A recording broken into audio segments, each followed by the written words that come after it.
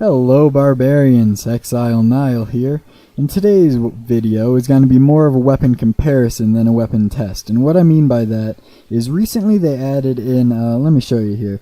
Recently they added in armor penetration for each weapon, so since I don't have another player to test with me, we're just going to go through real quick and see the armor penetration for each weapon. And at the end, I will put like the top 3 for armor penetration up in the top right or something, so let's get started and go through these.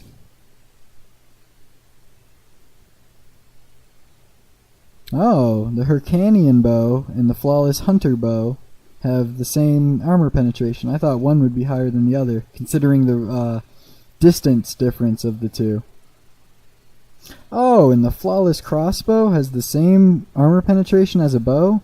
That is not very realistic, because realistically, crossbows pack quite a bit of armor penetration in there. But let's move on, I guess. Ah, the Sledge of Thistlethalanti at 54%. Wow, armor's not going to help you very much with that. Ah, Steel Trident at 32. That's presently surprising to see that high. Oh, Garvain's Rusty Pike is the same as the Trident. That might need to be tweaked a little bit, considering it's a little higher tier, harder to come by. Or a lot harder to come by, rather.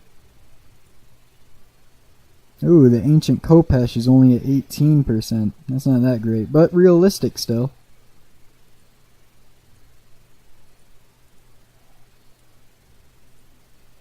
Aw, that's disappointing. Realistic though, kinda. The Tawal of Amir Karam should be, I think it should have a little more armor penetration. They should add a little more armor penetration for those really hard to find weapons, because you gotta make it worth it. Oh, and the Cimmerian Battle Axe, same thing.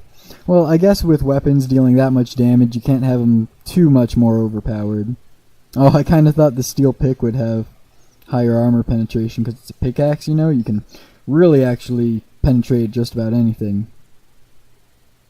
Oh, the Matrine Ankh is 27%. That's pretty interesting. Higher than I would have thought for that. A lot higher than I would have thought for that. Why would the Matrine Ankh need 27% armor penetration? That's kind of strange if you ask me. That's a little bit too high. Disperse that armor penetration amongst some of the rare weapons and then we have something. 8% on the dagger. I was kind of expecting something like that. Alright, there you go.